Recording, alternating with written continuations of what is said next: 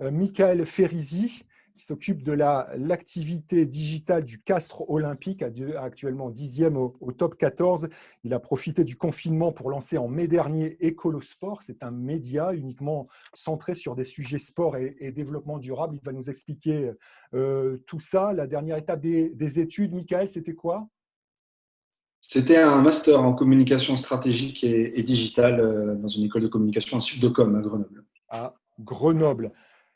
Notre troisième invité est un garçon qui est ancien rugbyman professionnel. Il a joué 17 ans au plus haut niveau, 27 sélections, 27 caps en équipe de France. Il a été vice-champion du monde, excusez du peu, en 2011. Il est passé par les clubs de Bourgoin-Jallieu, l'ASM à Clermont, les fameux Jaunards, et puis la section paloise. Il est surtout le fondateur de Fair Play for Planet. C'est un label vert pour les clubs et les événements sportifs. Il va nous raconter tout ça. Bonjour Julien Pierre. Bonjour. Salut Julien. Alors, surnom Jupy ou le chameau pour les intimes. Tu diras si Jupy, ça a un rapport avec ça. Voilà, tu me diras ça. Tu me diras ça. Et un sportif professionnel, ça reprend des études. Et tu es passé par une école de commerce, toi aussi. Oui, exactement. J'ai repris les études après ma carrière à Toulouse Business School pour un master, pour remettre un peu les idées en place. Les idées en place du côté de Toulouse. Voilà pour les présentations. Je vais me tourner une première fois vers Thomas, donc en charge de la définition et la mise en place d'une stratégie de responsabilité sociétale au sein de la Fédération française de football. Ça englobe quoi cette stratégie? Ça consiste en quoi finalement, Thomas? Ça consiste, comme dans toutes les entreprises qui souhaitent mettre en place une stratégie un peu de RSE ou de RSO, à déjà avoir conscience des impacts de toutes nos activités sur la société, sur l'environnement, et essayer d'agir justement sur les impacts qui soient positifs ou négatifs. Alors nous, on a essayé à la FFF de regrouper, on va dire, nos activités dans 4 grands secteurs. Le premier, c'est le secteur de l'organisation FFF en tant que tel, puisqu'on est quand même 350 salariés à la FFF actuellement. Le deuxième, c'est tout ce qui porte autour de la gestion des équipements, et notamment des équipements qu'on possède, comme le Centre national du football de Clairefontaine que tout le monde connaît. Le troisième axe, c'est évidemment toutes les activités du football amateur, puisque la FFF est la tête de pont du football en France. Et puis, le dernier axe qui nous regarde un petit peu plus aujourd'hui et dont on va parler, c'est celui de l'organisation d'événements sportifs, de compétitions, de matchs comme la Coupe de France ou les matchs au Stade de France. Voilà une fonction finalement transverse à l'entreprise FFF, c'est ça? Complètement transverse, ouais. C'est la définition même du poste de coordinateur. Voilà qui est dit. Alors sur l'organisation d'événements, l'un des quatre piliers, on va zoomer effectivement sur ce point-là et tu vas nous expliquer dans quelques instants comment tu passes au tamis en fait ces événements au tamis des 15 engagements. Donc on va te demander dans quelques instants des exemples concrets. Julien Pierre qui a grandi dans un parc animalier qui est fondé par son grand-père il y a 100 ans. Il est issu d'une famille très engagée dans la protection de l'environnement et même président d'une fondation qui s'occupe de protection des espèces menacées. Donc, tu es très concerné par toutes ces questions de développement durable et responsable, Julien. Oui, depuis très longtemps et très engagé, comme tu as pu le dire, sur divers sujets, notamment sur la protection des espèces menacées à travers une fondation que j'ai créée et que je préside, mais aussi à travers aujourd'hui Fair Play for Planet. Tu as créé pendant le confinement avec deux complices qui sont tes associés, un label vert qui s'adresse au club. J'ai envie de me mettre dans la peau d'un président de club. Alors, tu vas nous préciser si c'est club amateur ou club pro. Et donc voilà, tu t'adresses à moi. Comment ça fonctionne ce label? Raconte-nous un petit peu Alors, les règles du jeu. tout d'abord, on ne l'a pas créé pendant le confinement parce qu'il y a eu un peu plus pas mal de boulot pendant et encore aujourd'hui. On s'adresse à tous les sports et tous les niveaux. Aujourd'hui, on discute avec énormément de clubs de foot, de rugby, de basket, de hand, de golf, de cyclisme sur piste, mais tous niveaux confondus. on a travaillé avec l'ADEME, donc l'Agence de la transition écologique, pour écrire le référentiel, créer le référentiel qui prend en compte la globalité des actions du club au jour le jour, que ce soit de l'alimentation, au transport, à l'énergie, à la gestion des bâtiments, et essayer de réduire l'empreinte carbone des clubs.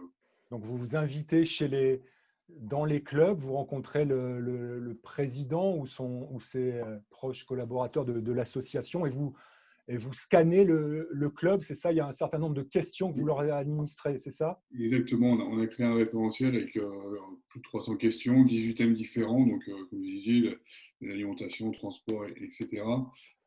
Et on scanne le club. Derrière, on va faire un audit sur place du club, vérifier le déclaratif, et de ça découle un rapport avec une évaluation, une notation et une attribution d'un label avec 3 niveaux de label différents.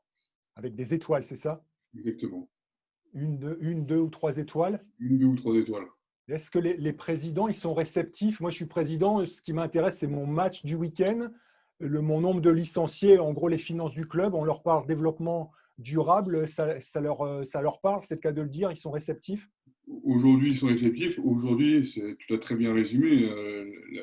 La problématique des clubs de sport, ou même des événements, c'est de boucler le budget, de recruter le futur joueur, de former le futur joueur. Les problématiques éco-responsables ne sont pas forcément dans l'ADN du sport. La partie sociale ou sociétale est beaucoup plus ancrée dans le sport parce que les clubs de sport sont des acteurs sociaux, par définition. Mais c'est vrai que les sujets environnementaux commencent à arriver, comme dans la société, j'ai envie de dire, dans le sport.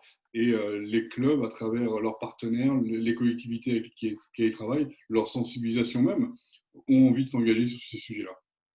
C'est quoi ton argument, ton arme secrète pour les convaincre, s'il en était besoin de s'intéresser, de s'impliquer dans le développement durable et responsable? Est-ce qu'aujourd'hui, il y a vraiment besoin d'arguments quand on voit la crise qu'on vit aujourd'hui, la crise sanitaire qu'on vit, qui est certainement due à un dérèglement du réchauffement climatique, à la société qui est devenue extrêmement… on est en surconsommation surtout. Je crois que les présidents de club ont aussi envie de s'engager. L'idée aussi, c'est d'amener des actions concrètes à travers ce référentiel. On va regarder un peu quelles actions concrètes on peut mettre en place. Les premiers clubs commençaient à être labellisés. Ça tombe bien, on a un président de club qui est avec nous. On va aller du côté des Sables d'Olonne. On est donc en Vendée. Bonjour Jean-Christophe Maignan. Bonjour Yann. Bonjour Jean-Christophe, merci d'être là ce soir. Tu présides un club de foot de 500 licenciés qui évolue en Régional 1. Julien et son équipe viennent te rendre visite pour le fameux audit dont on vient de parler, pour une labellisation espérée fin février. C'est facile d'être labellisé? C'est un gros boulot? C'est un gros boulot, mais c'est surtout très structuré. Si tu veux, les 300 questions qu'évoque Julien, c'est très structuré, très structurant pour nous. Alors, exemple de questions ou de thématiques? Il y en a une super simple parce que vous avez évoqué plein de sujets en peu de temps, tous, mais quand on est président de club avec les soucis et les préoccupations qu'évoquaient Thomas et Julien, nous on a besoin ne serait-ce que d'un tableau de bord de suivi. Et ça, quand tu ne sais pas faire, je t'assure qu'on se sent bien seul. Et l'avantage qu'on va voir avec Julien et puis tous ses compères à la fin du mois, c'est qu'ils vont nous aider là-dessus. Parce que nous, on a besoin d'être concrets. Il faut embarquer et nos licenciés et nos partenaires derrière. Donc, ça permet une autre façon de structurer le club, en plus des initiatives qui viennent de la Ligue et de la Fédé sur tous les sujets. Je suppose, et c'est ça que ça apporte au club, une structuration. Hein. Oui. Pour le faire rentrer, ça rentre dans le projet. On l'a fait rentrer dans le projet éducatif fédéral que connaît bien Thomas. Et pour nous, mais si tu veux, c'est tellement vaste les sujets et on est tous bénévoles dans le monde amateur. Donc, on a besoin vraiment d'être structuré. Et quand de travailler avec Julien et ses associés, c'est vraiment le top, quoi. Un exemple nous, c'est un cadeau de Noël. Cadeau de Noël qui se prolonge en 2020. Ça fait un grand-père Noël. Grand-père Noël, un cadeau de Noël qui se prolonge d'ici fin février.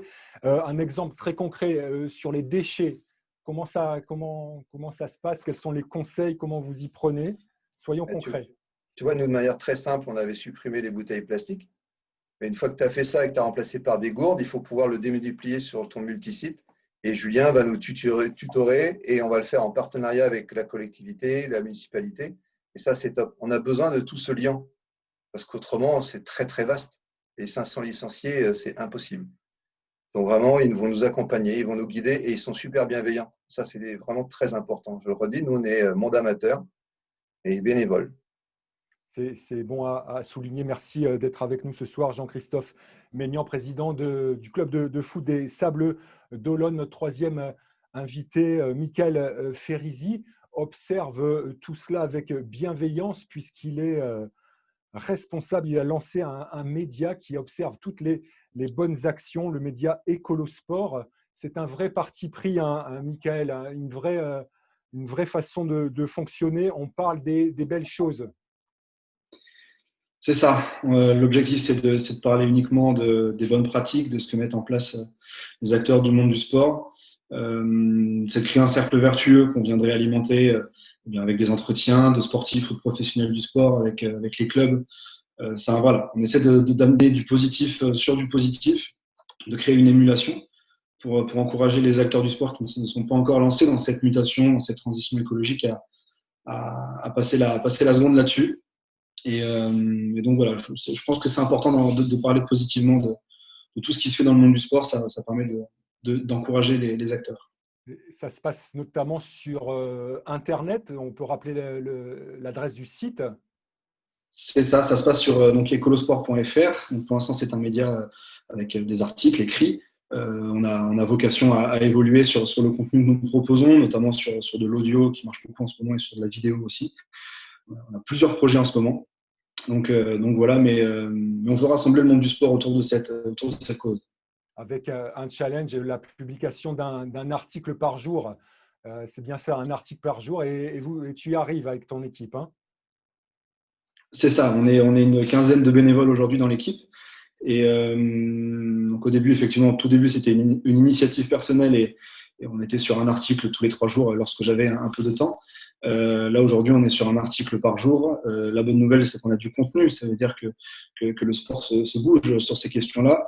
On a suffisamment de contenu pour en avoir au quotidien sur le site. Donc, c'est quand même une très bonne nouvelle.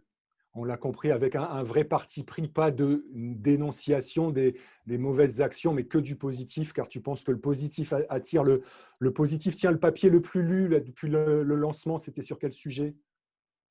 C'était un sujet un peu grand public. Alors, il y en a eu 2. On a interrogé une candidate de Koh-Lanta, du dernier Koh-Lanta, de la dernière édition, qui s'appelle Alix, qui est folle de sport et qui aussi s'est mise sur ces questions écologiques-là. Ça a permis de parler au grand public. D'autres papiers ont aussi bien marché. Je pense à une interview qu'on a réalisée avec Nicolas Karabatic, par exemple, le célèbre handballeur français. Je pense à un papier sur le FC Metz aussi qui a mis en place un certain nombre d'actions au quotidien pour amorcer une transition écologique. Donc voilà, c'est bien parce que tous les sports marchent, tous les sujets fonctionnent et c'est quand même encourageant.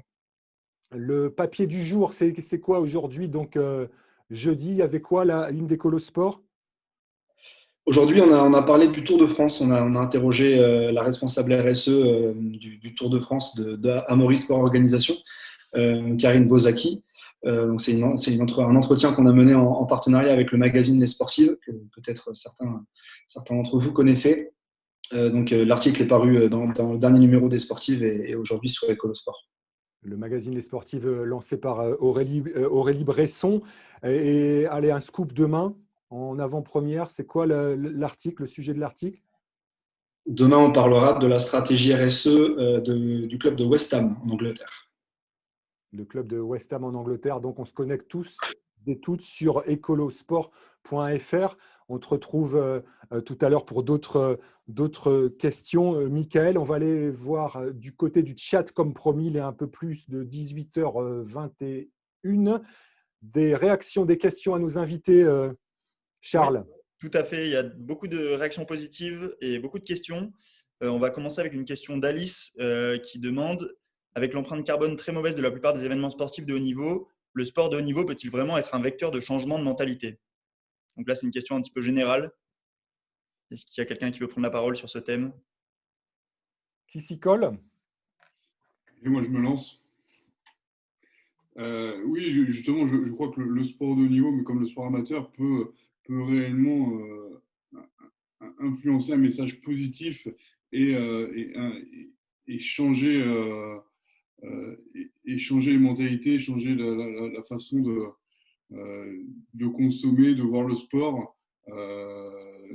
Et le sport touche énormément de monde, va toucher les supporters, mais va aussi toucher les partenaires, va toucher beaucoup, beaucoup de monde. Donc, oui, je crois que le sport de haut niveau peut vraiment changer. Donc, c'est la conviction de Julien. On continue tranquillement. Charles? On a également une question de Véronique Martin, donc là ça va être pour Julien aussi, qui demande: est-ce que le label Fair Play for Planet prend en compte la biodiversité, les pollutions, les ressources? Alors, étant engagé et président d'une fondation pour la protection de l'environnement, évidemment, ça prend en compte la protection de la biodiversité et des ressources. J'étais encore aujourd'hui en réunion avec l'Office français de la biodiversité, avec qui on travaille. Donc, oui, bien sûr, ça prend en compte ça. Et une question également de Tariq qui demande: avec la crise que connaissent les clubs et les fédés liés à la crise sanitaire, est-ce qu'on ne verrait pas un déclin des investissements RSE de la part de ces entités? Donc là, une question un petit peu plus générale. Il y a Thomas qui peut se pencher sur cette question peut-être? Oui, c'est une bonne question. Enfin, non, pas forcément. Et la tendance est plutôt même à l'augmentation, on va dire, des investissements. Alors après, il y a des arbitrages qui sont faits. Évidemment, nous, en tant que fédération, l'une de nos missions principales, c'est le développement du sport amateur et de la structuration de nos clubs amateurs. Donc, on consacre une grosse partie de notre budget à cette mission-là, mais ça va pas. Enfin, ça peut aller de pair avec justement les investissements sur des problématiques de développement durable et de RSE. Au contraire, c'est en train de monter en puissance. D'autres choses, Charles? Et on a une question sur le fond du débat, comme le dit Hugo qui la pose. Le sport emprunte beaucoup de mécanismes au système capitaliste, recherche de performance et surtout de croissance, toujours de dépasser ses limites. Cette recherche systématique de croissance empêche le capitalisme d'être compatible avec l'écologie. Par conséquent, pensez-vous que le sport puisse réellement être abordé sous le prisme de la durabilité sans le détacher de la recherche de performance-croissance? Le sport de compétition serait alors sur la sellette. Très bonne question de Hugo. Hugo, il a préparé sa question. Hein. Ça va, vous avez, messieurs, vous avez la question en tête? On la refait tranquillement? Ouais, après, moi, je veux bien répondre à la marge. Après, c'est une vraie question politique et on peut débattre effectivement sur le capitalisme et peut-être la recherche de croissance qui est incompatible avec les enjeux de transition écologique. Simplement, ce que je peux dire pour la fédération, c'est que justement, on n'est pas dans ce modèle-là. On est une association sportive et on n'est pas dans une recherche de croissance, notamment de croissance économique permanente. Le but pour nous, c'est d'être à l'équilibre au niveau des comptes et de réinvestir toutes les rentrées financières qu'on peut avoir de la part de nos sponsors, de nos partenaires, des droits télé, dans le développement et la structuration notamment du foot amateur et des clubs qui accueillent des licenciés, des bénévoles. Donc on n'est pas dans ce modèle-là, en tout cas pour ce qui concerne les fédérations. Après, il peut y avoir des incompatibilités par ailleurs. C'était tout pour cette première salve, Charles? Oui, c'est à peu près tout. Et j'en profite pour rappeler à Nathan qui le demande qu'il y aura bien un replay de ce live. Effectivement, on aura l'occasion de voir le replay de cette émission. On se retrouve un peu plus tard. Charles, n'hésitez pas non plus à réagir, hein, tout simplement. Il y a les questions évidemment pertinentes, mais comme il n'y a pas les applaudissements à l'adresse de nos trois invités, donnez-leur toutes vos bonnes vibrations pour le reste de cette émission. On va reparler avec Thomas et on va tâcher d'être concret. Regardez ce résumé de la charte WWF qui consiste en 15 engagements éco-responsables. Donc, vous retrouvez ce document un peu partout. Je regarde si ça… Voilà, c'est à peu près clair ici. C'est un document qui figure dans le dossier que fait circuler SBC. Et donc, Thomas, sur le pilier dont on parle aujourd'hui, le pilier organisation des événements, j'ai envie de te demander, prends l'un des 15 points, on va en détailler 3, tu as le temps, et quelle est l'action en face, l'action concrète que tu mets en place? Allez, c'est parti. Il y a effectivement 15 engagements, il y a pas mal d'actions qui peuvent en découler. Déjà, avant de donner quelques exemples concrets, je tiens à préciser que cette charte pour nous et pour tous les signataires, d'ailleurs, c'est vraiment un outil, c'est un référentiel et ça nous permet de justement s'engager sur des thématiques très concrètes pour permettre de diminuer notamment notre impact environnemental. Si je dois prendre des exemples concrets, je peux prendre déjà le premier engagement qui est la restauration. Et donc sur la restauration, très concrètement, c'est comment est-ce que quand on organise un match au Stade de France, qui est d'ailleurs signataire également de la charte gestionnaire d'équipement, donc avec qui on travaille, c'est comment est-ce qu'on discute avec les prestataires traiteurs pour mettre en place des cahiers des charges et faire en sorte de sourcer différemment les produits, pour faire en sorte de fournir des produits qui sont des produits locaux, de saison, biologiques. Voilà, ça c'est un exemple concret du travail qu'on peut faire sur la restauration.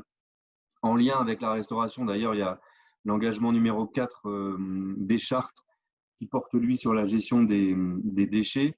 Dans les différents déchets que peut produire un événement sportif, il y a les déchets justement liés à la restauration, à l'alimentation.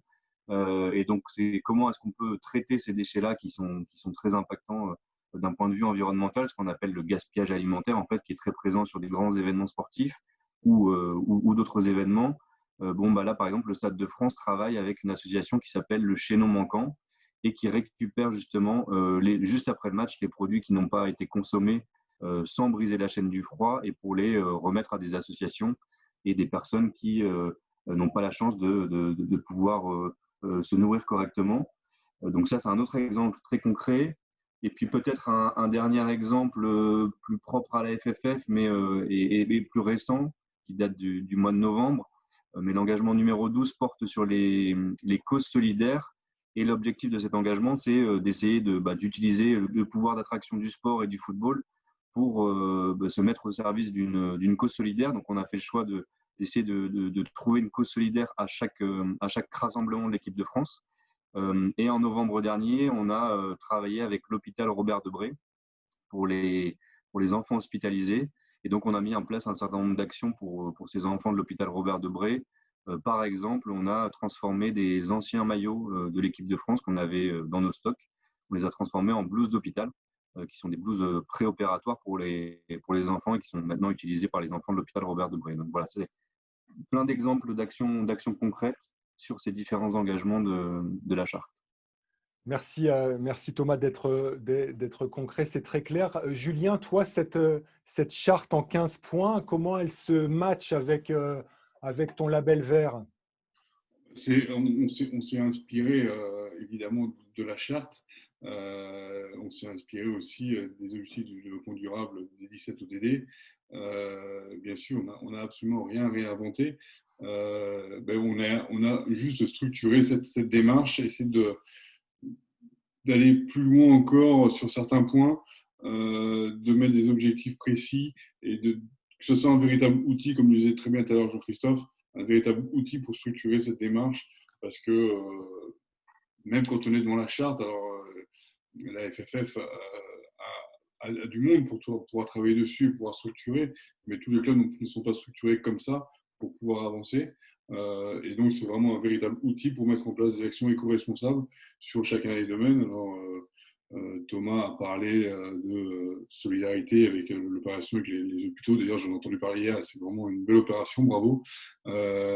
Mais tout ce qui est alimentation, les déchets, l'énergie, la gestion des bâtiments également, la gestion des sols, avec la réduction des produits phytosanitaires, auxquels évidemment on parle beaucoup aujourd'hui, la réduction d'utilisation de plastique d'usage unique, la sensibilisation aussi, parce que c'est important de pouvoir sensibiliser les joueurs, les supporters, les partenaires, les jeunes, toutes ces problématiques environnementales. On parle là donc la charte WWF et les 15 engagements. Il y a aussi, et je crois que ça a été lancé pendant les Jeux Olympiques de Londres en 2012, Ça a été le premier événement international. En France, ça doit être Roland-Garros. On parle d'une norme 2012-1.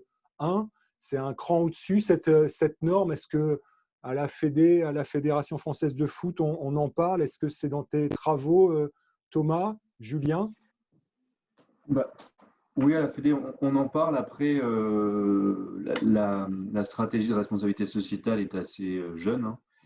Et donc, on essaie d'y aller par étapes. On est ambitieux, mais on reste aussi modeste.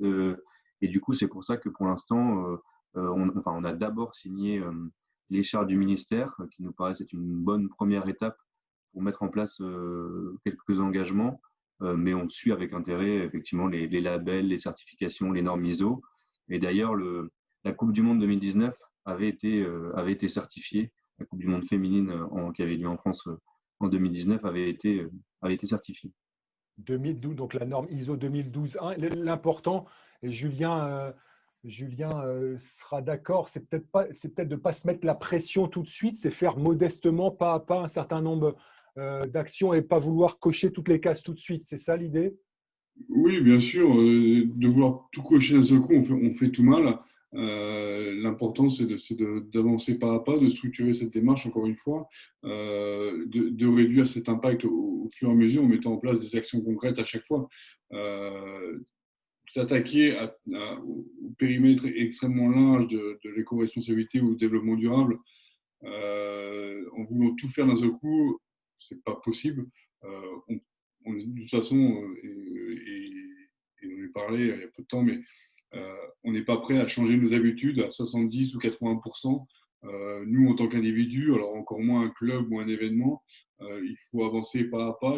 Même si on devrait aller plus vite aujourd'hui, mais il faut avancer pas à pas, être méthodique dans ce qu'on veut faire.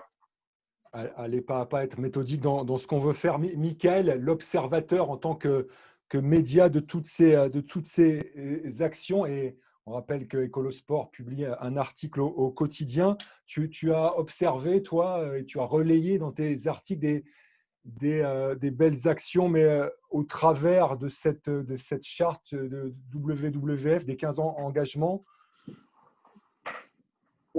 Plus que des initiatives, il y en a beaucoup, effectivement. Mais il y a aussi beaucoup d'innovations qui permettent aux organisations sportives, aux structures sportives d'atteindre, de respecter cette charte. Je pense notamment à des nouveaux arrivants sur ce marché-là. Je pense à Phoenix Sport, par exemple, qui est un nouvel équipementier éco-responsable qui va chercher du plastique, qui le recycle pour en faire du polyester et qui distribue ensuite des équipements, maillots, shorts, mais pas que, aussi des plots, des coupelles pour les entraînements. Je pense à Nenu aussi, qui est une start-up qui propose de la vaisselle compostable à base de fibres de canne à sucre, donc qui permet d'avoir dans une même main boisson et nourriture, avec un burger et des frites par exemple. Donc ça allie le côté écologique, mais aussi le côté pratique et le côté fan expérience qu'on peut retrouver dans un stade de foot, de rugby ou dans une arena. Je pense aussi à Stadium Go, qui est une application qui est un petit peu en pause avec la situation actuelle, qui permet de faire du covoiturage entre supporters. Donc je pense que le potentiel sera exploité à 100% lorsque le public pourra revenir dans les stades. Je pense aussi, par exemple, à la Ligue Occitanie de rugby qui a récemment conclu un accord avec une entreprise qui s'appelle Reservoir Sun pour solariser 400 stades de rugby en Occitanie.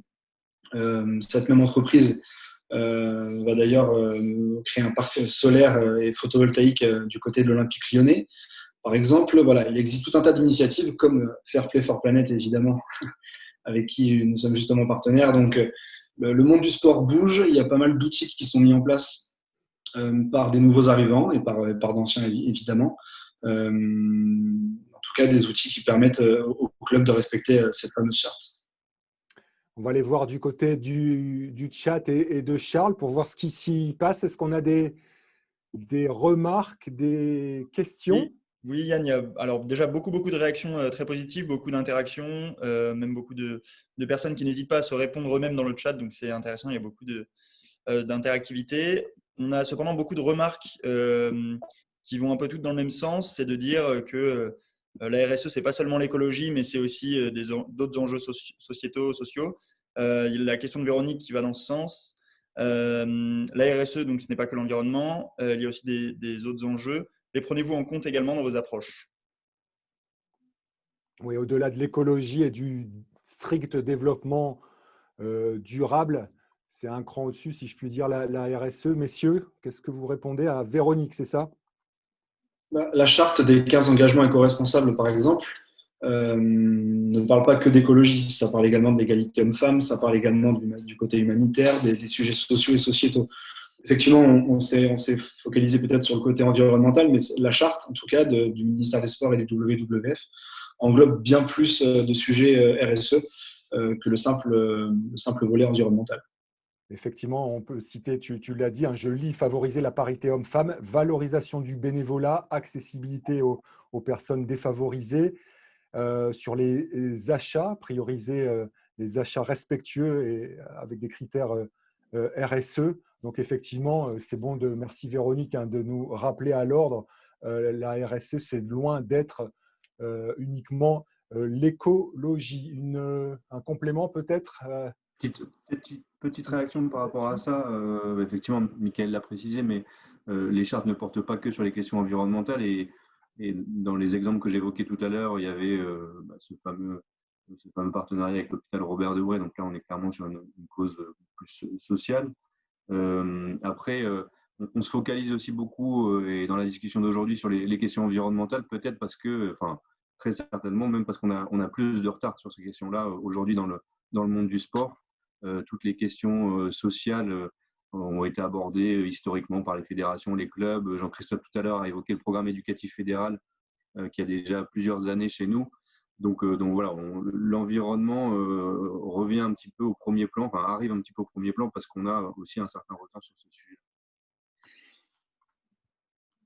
Oui, si je peux compléter, je crois que les clubs ou les fédérations sont des acteurs sociaux, donc, comme je disais tout à l'heure, et c'est vrai qu'il y a besoin et l'approche sociétale, elle est présente dans chacune de nos actions, soit la FFF ou la charte des 15 engagements, ou même nous, notre référentiel, elle est présente évidemment, mais c'est la partie environnementale.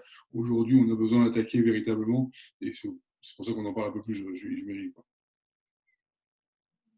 Charles, tu reprends la main sur le chat, n'hésite pas, on a le temps. Il y a une question notamment d'Alice qui se dirige peut-être plus vers Michael. Est-ce que les médias ne devraient-ils pas promouvoir plus de diversité dans le sport? On pense notamment au handisport ici, selon Alice. Aussi, il faut effectivement parler davantage de diversité, comme il faut parler de tous les sujets qu'englobe la RSE, mais le sport adapté, effectivement, ou les Jeux paralympiques, par exemple, aussi, doivent être évoqués dans la globalité des médias. On essaye de le faire sur Écolosport, pas assez, je pense, pour l'instant, mais comme pour tous les sujets, on y viendra évidemment parce que c'est très important. Michael, tu auras relayé ce beau film qui est sorti fin août dernier, si on parlait de paralympisme et de athlètes en situation de handicap, Rising Phoenix. Tu connais ça? Vous avez traité ça, ce documentaire Netflix? Alors, je le connais pour en avoir vu le tout début. Par contre, on n'a pas encore traité. D'accord, écoutez. On a interrogé par exemple Arnaud Assoumani, qui est un athlète qui spécialisé dans les sauts, je crois en longueur et triple saut. Voilà, et l'interview est sur Écolosport et en appelle d'autres, naturellement. On continue, Charles? Oui, on a aussi une bonne question de Véronique qui nous demande lors du Tour de France cycliste, on voit régulièrement les coureurs jeter leurs gourdes en plastique lors des étapes. Comment limiter l'impact sur l'environnement des bords de nos routes? Que proposez-vous? Alors, je veux bien y répondre puisque justement on a eu ce sujet aujourd'hui sur notre média. Karine Bozaki, donc la responsable RSE du Tour de France, expliquait que les bidons jetés, alors il est difficile de le voir à la télévision, mais les bidons jetés ne sont jetés que dans des zones où il est possible de les récupérer très rapidement. Donc ils sont en train de travailler effectivement pour baliser au mieux, pour que ça soit beaucoup plus télévisuel, effectivement, télégénique, pour que le grand public le comprenne. Il travaille aussi sur le fait que certains cyclistes ne respectent pas ces zones-là, mais sont sanctionnés par l'UCI.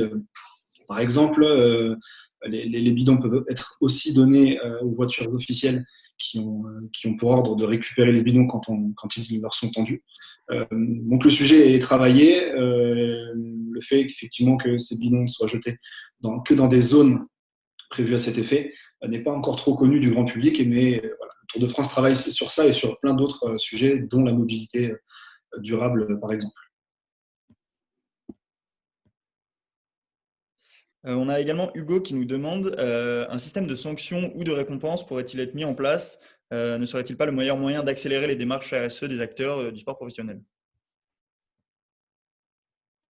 Oui, alors plus que de sanctions, plutôt de récompenses, mais c'est comme ça qu'on essaye déjà de travailler. Et par exemple, alors c'est moins le cas sur les questions environnementales, mais plus pour aider les clubs à se structurer, les fédérations, et pas que la Fédération française de football d'ailleurs, ont créé des labels à l'image du label créé par Julien.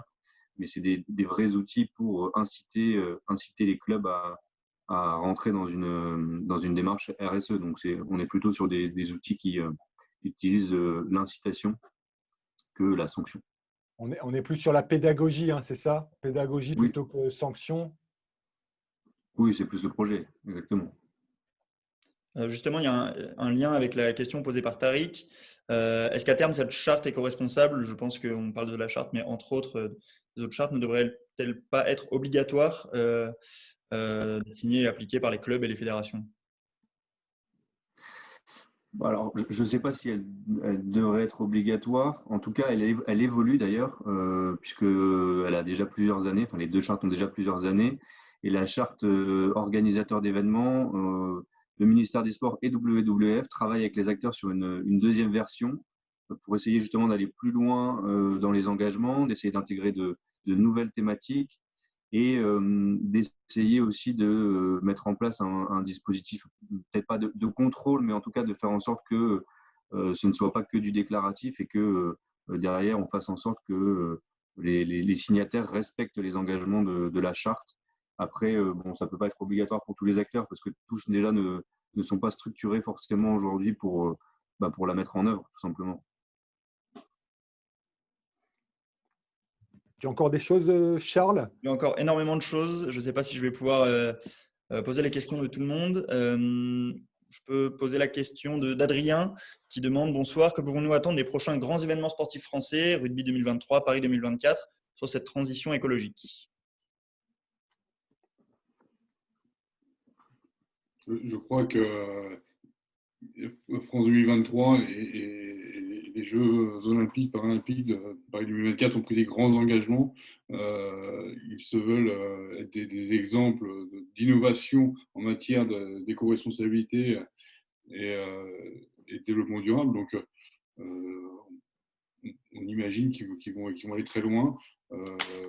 Donc, on peut attendre qu'ils s'engagent véritablement sur une neutralité carbone, par exemple, ou des choses comme ça. Je crois que c'est déjà fait. Thomas, peut-être plus.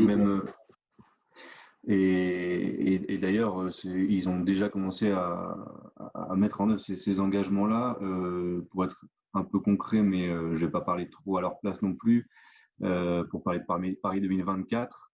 La semaine dernière, on a eu une réunion avec le service achat de Paris 2024 qui déploie une stratégie d'achat totalement responsable et où les critères justement RSE sont très très importants dans les appels d'offres, dans les cahiers des charges.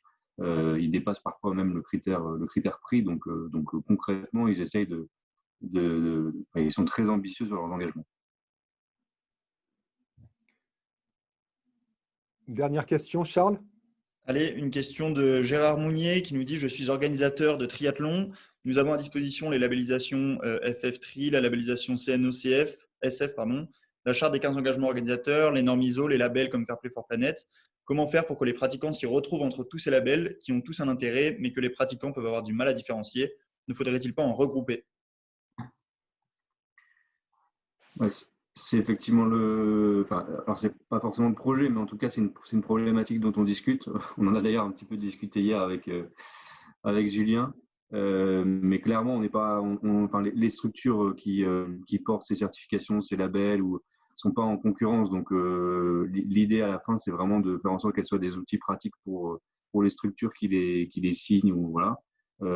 Donc, on essaie de discuter en réseau dans le monde du sport avec les différents acteurs, le ministère, le CNOSF, pour effectivement faire en sorte de regrouper certains de ces outils existants. Mais il y en aura toujours plusieurs qui existeront et qui coexistent, qui vivront en parallèle, quoi.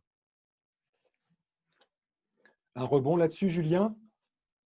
Oui, non, mais en vrai, comme disait Thomas, on a évoqué le sujet rapidement il y a peu de temps ensemble.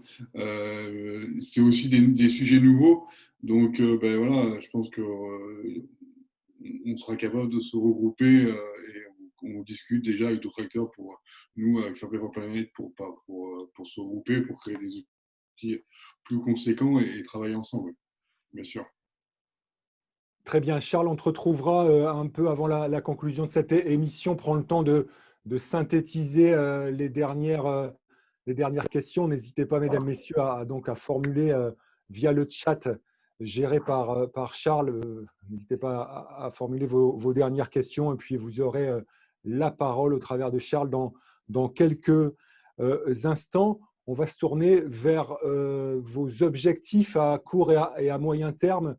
Messieurs, Julien, qui est à l'antenne, en tout cas sur mon écran, à moi, on a parlé de Jean-Christophe, qui est l'un des premiers présidents de club en passe d'être labellisé. Le club va être labellisé en février. Il y a combien de clubs dans la course? Y a-t-il un objectif de labellisation sur cette année qui arrive? Aujourd'hui, on communique uniquement sur la section paloise et le club des Sables d'Olonne. On a d'autres clubs qui sont engagés avec nous, sur lesquels on va communiquer très prochainement, et des très beaux clubs. L'objectif, ben, avec la conjoncture actuelle, c'est toujours un peu compliqué. Surtout qu'apparemment, il y a eu des annonces là, qui ont été faites à 18 h, donc on est un peu en dehors du temps. Mais donc la conjoncture actuelle fait que c'est toujours compliqué de se projeter aujourd'hui. Mais on vise entre 10 et 15 clubs avant la fin de l'année. Oui. Donc un club de rugby avec la section paloise, un club de foot, on l'a vu. D'autres sports, hein, c'est ça, sont dans les tuyaux? D'autres sports sont dans les tuyaux, des sports aussi, des clubs aussi à l'étranger avec qui on a commencé à discuter. C'est aussi des sujets qui sont souvent longs à mettre en place. On a commencé à discuter avec des clubs et d'abord, avant de s'engager véritablement, ils veulent voir ce qu'eux sont capables de faire. Nous, derrière, on dessert un label donc, et un niveau de label. Donc peut-être que certains n'ont pas envie d'être troisième alors que leurs concurrents vont être premiers. Donc voilà. Parce qu'on a un certain nombre de points. Ah oui, c'est ça, des points peut-être qui se traduisent en étoiles, 1, 2, 3.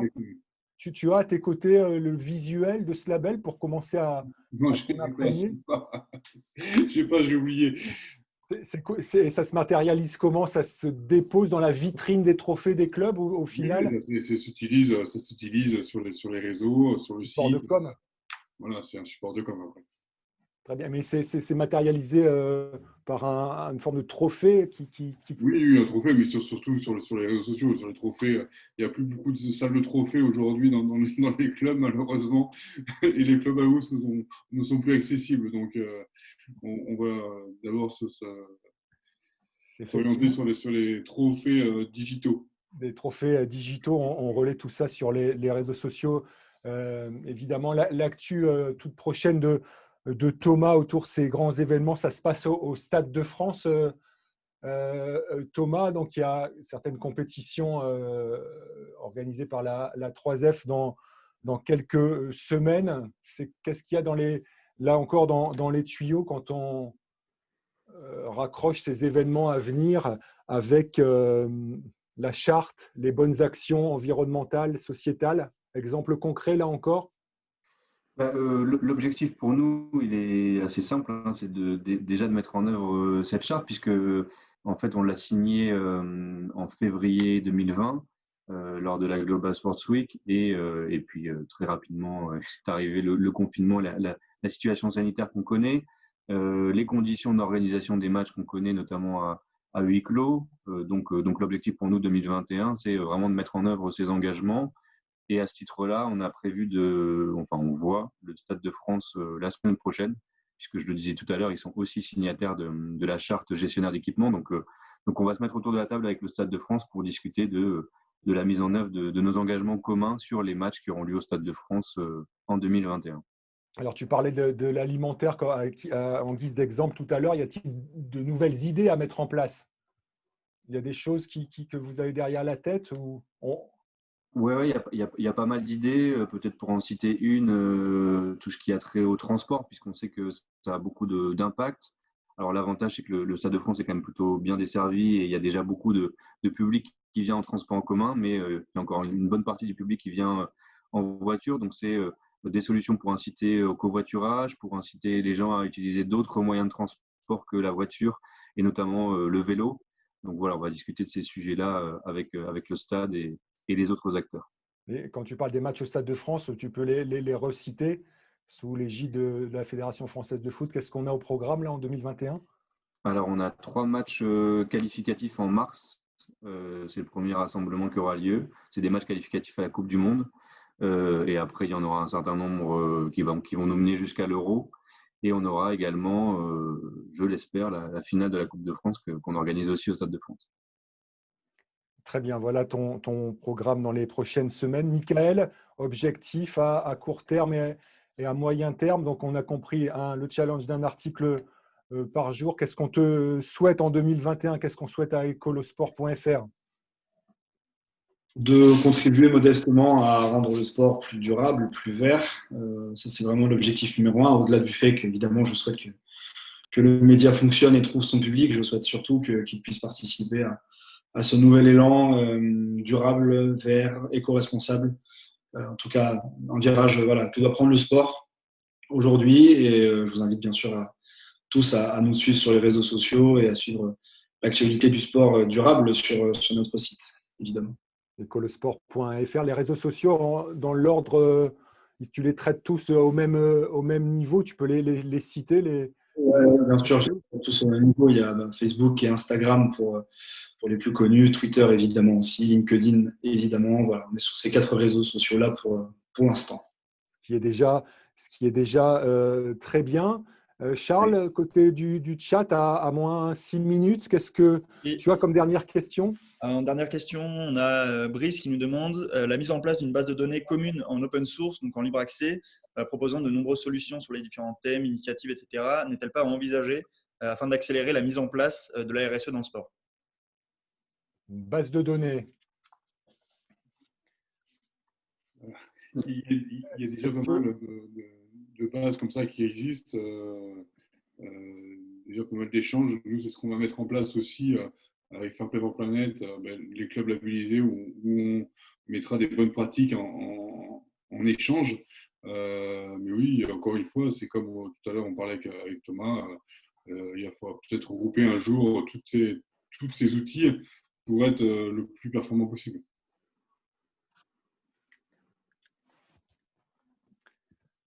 S'il n'y a pas de complément des 2 autres invités, on peut enchaîner, Charles. On a Léa qui nous demande comment vous vous rendez compte des 15 engagements pris? Y a-t-il un bilan, rapport qui évoque les objectifs pour répondre à ces engagements? Justement, c'est ce que je disais tout à l'heure, la version actuelle des chartes ne nous oblige pas à rendre compte de ces engagements-là. En tout cas, il n'y a pas de contrôle par le ministère des Sports et WWF, donc c'est ce qu'on veut certainement renforcer sur la deuxième version des chartes. En revanche, nous, on tient à montrer qu'on respecte ces engagements-là. Donc, on va travailler aussi à justement l'évaluation des 15 engagements par la FFF et certainement publier un rapport sur la mise en place de ces 15 engagements sur les matchs au Stade de France en 2021. Et une question peut-être plus pour Michael, de la part de Véronique. Comment engager plus de sportifs ou sportives connus et profiter de leur impact médiatique, un petit peu à la manière de Nicolas Karabatic?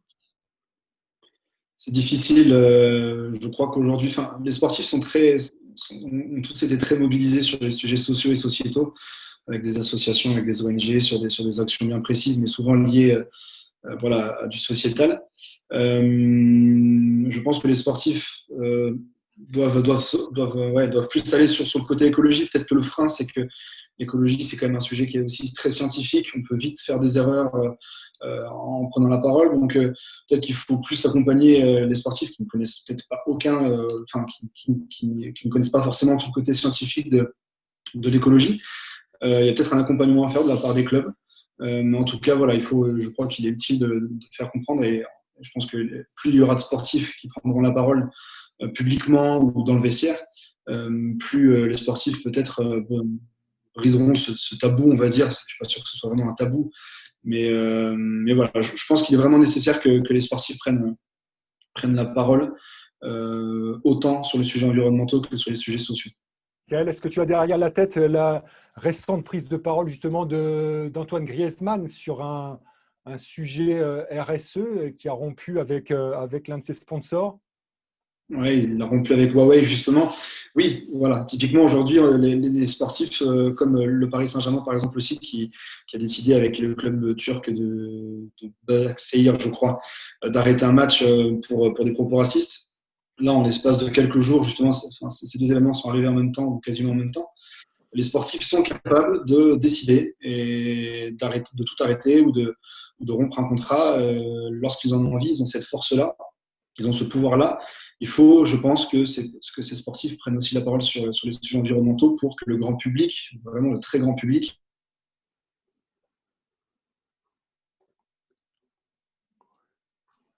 Est-ce qu'on a perdu Michael? prenne conscience aussi de ces sujets-là. Je pense que si, je prends l'exemple, vous ne m'entendez plus?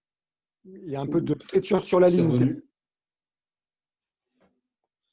Oui, je disais que si un Mbappé parlait d'écologie, ça a, à mon avis, beaucoup plus d'impact qu'un expert qui en parle sur les réseaux sociaux ou à la télévision auprès du grand public.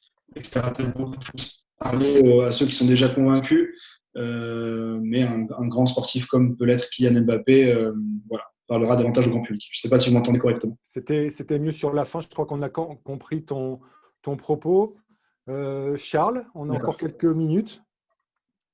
Allez, on peut rebondir justement sur ça. On a une question d'Antonin donc là, une question plus large qui nous dit quel est selon vous le levier le plus efficace pour rendre le sport plus durable? Plutôt l'innovation de la part des startups ou plutôt la mise en place de lois?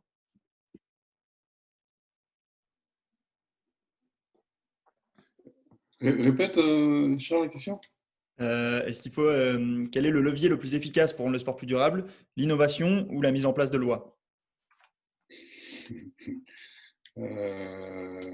ne sais pas s'il y en a un qui est plus efficace que l'autre. C'est sûr que sur cette question-là, il faut agir à tous les niveaux et prendre la question par tous les angles possibles. Et d'ailleurs, j'en rajouterai même un qui, à mes yeux, est très important, mais c'est l'éducation, en fait. Et on a un rôle justement auprès des plus jeunes qui sont des futurs contributeurs. Et donc le côté éducatif sur ces sujets-là est très très important. J'allais rajouter la sensibilisation, mais l'éducation, on est à peu près sur le même thème. Thomas, je suis tout à fait d'accord. Il faut attaquer sur plusieurs angles. Et on sait que les lois arriveront un jour, pas que sur le sport, mais arriveront un jour forcément. On commence par de la pédagogie dès le plus jeune âge. On prend une dernière remarque, une dernière question, Charles? Allez, une dernière question de Nathan qui nous demande est-ce qu'il y a des aides pour les clubs d'abord pour respecter les enjeux écologiques et pour les clubs qui sont en difficulté à cause du Covid? Je pense que là, il parle d'aide plutôt financière. Alors, à la FFF, aujourd'hui, il n'y a pas d'aide de ce type. Après, on parlait justement de leviers plutôt de type incitatif comme les labels. Il faut savoir qu'il y a des conventions d'objectifs aussi qui sont écrites chaque année avec les ligues régionales, qui sont nos représentants en région. Et donc, l'objectif à terme, c'est assez nouveau, mais c'est de discuter un peu de critères un petit peu plus environnementaux dans ces labels, dans ces conventions d'objectifs pour inciter les clubs. Voilà, on en arrive au terme de cette émission. Je rappelle qu'elle est organisée par Sport Business Consulting, la junior agence de l'EDEC. On a parlé pendant 1 heure les enjeux de la RSE dans le sport. Vous le voyez derrière moi ou derrière Thomas, les partenaires de cet événement, la Fédération française de football en tête, Sopra Steria, Ecolosport est avec nous, Fair Play for Planet. Un dernier mot, messieurs, je vous rappelle que les étudiants et les étudiantes qui nous suivent ce soir s'apprêtent à concourir pour ce Sport Business Challenge, demi-finale organisée dans quelques semaines chez Sopra Steria, ou en tout cas sous la houlette de Sopra Steria. Les dossiers des étudiants, les dossiers d'innovation vont être décortiqués chez Sopra Steria. Et puis la finale au siège de la FFF dans le 15e, c'est ça Thomas, ce sera le 17 avril. Et j'ai envie de vous demander, messieurs, pour terminer, vos messages d'encouragement pour nos étudiants. C'est quoi votre beau conseil, votre punchline? On commence par Thomas. Alors, je sais pas si c'est une punchline, mais j'ai peut-être deux petits conseils à donner pour les participants. Le premier, c'est d'essayer de bien tenir compte de… Alors, pardon, je vais revenir sur l'environnement encore, mais de bien tenir compte de l'impact environnemental de la totalité de la solution ou du produit qu'ils pourront proposer dans leur projet. J'aime bien prendre l'exemple des opérateurs de trottinettes en libre service, parce que la trottinette en libre service, à première vue, c'est une très bonne solution en termes de mobilité durable. Et en fait, il y a des études qui paraissent et qui montrent que en fait, l'impact environnemental est assez conséquent parce que, notamment à cause de la fabrication et à cause du transport pour la recharge des batteries. Donc voilà, je ne jette pas la pierre d'ailleurs du tout aux opérateurs qui commencent à tenir compte de ces impacts-là, mais c'est pour bien montrer qu'il faut prendre en compte tout l'impact environnemental de toute solution qui, à première vue, peut être une bonne solution. Et puis après, le deuxième, c'est d'essayer d'être assez concret sur les projets qui vont être proposés, penser à des solutions qui puissent être réalisables à court terme, puisque c'est l'objectif aussi du concours, peut-être, c'est de travailler au développement de solutions. Donc essayer d'être bien concret sur les solutions qui seront proposées. Pardon, je finis juste, mais j'ai dit une bêtise tout à l'heure sur la Coupe du Monde 2019. C'est l'Euro 2016 en France qui avait été certifié norme ISO, et la Coupe du Monde 2019 avait signé, elle, la charte des 15 engagements. Et précisons que tu en attends beaucoup en tant que partenaire principal, des idées des étudiants. On n'est pas juste là pour s'amuser et décerner le trophée de la meilleure idée. La Fédé a prévu de se saisir de ces bonnes initiatives à venir. C'est ça, Thomas? Complètement, oui. On est à l'écoute, justement, on parlait du levier de l'innovation. Je pense qu'il y a beaucoup d'innovations possibles sur ces sujets-là qui sont assez neufs eux-mêmes. Donc, on est vraiment à l'écoute des propositions qui vont nous être faites et voir dans quelle mesure on pourra peut-être essayer d'en développer certaines. C'est clairement l'objectif. Propositions qui vont sortir des brainstorming des étudiants en école de commerce, en école d'ingénieur et en université. C'est quoi la bonne formule, les encouragements de Michael Ferrizi? Tout simplement, je vais être peut-être un poil plus bref, mais ne vous mettez aucune barrière. Voilà. Idéo, ne se mettre aucune barrière. Et quand on demande des encouragements et quand on a la chance d'avoir un sportif de haut niveau à nos côtés, qui plus est international de rugby, on le rappelle. Julien, le conseil à nos étudiants ce soir? Moi, je vais être encore beaucoup plus bref. Juste ne lâchez rien, jamais. Jamais rien lâcher. D'ailleurs, ça vaut pour ce concours, mais pour tous les pans de la vie. Ce sera le mot de la fin. On a tous envie d'être optimistes, positifs. Et on voit au travers de ton sourire, tu nous donnes de bonnes vibrations.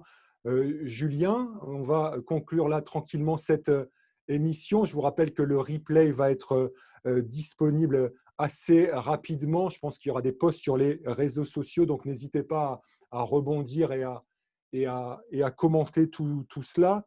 On va remercier nos invités de la Fédération française de foot, Thomas Seyé, le monsieur RSO, Michael Ferrizi, qui a monté écolosport.fr et qui est un observateur avisé de toutes les bonnes actions RSE dans le sport, un international de rugby qui a le bonjour de Jérôme Gallo. Tiens, ton ex-speaker de l'ASM, on fait un clin d'œil au speaker des sportco qui sont un peu frustrés en ce moment sur les matchs qui sont à huis clos. Le speaker de l'ASM du côté de Clermont-Ferrand. Merci Jean-Christophe Maignan d'avoir été avec nous aujourd'hui pour témoigner autour du label en cours dans ton club des Sables d'Olonne.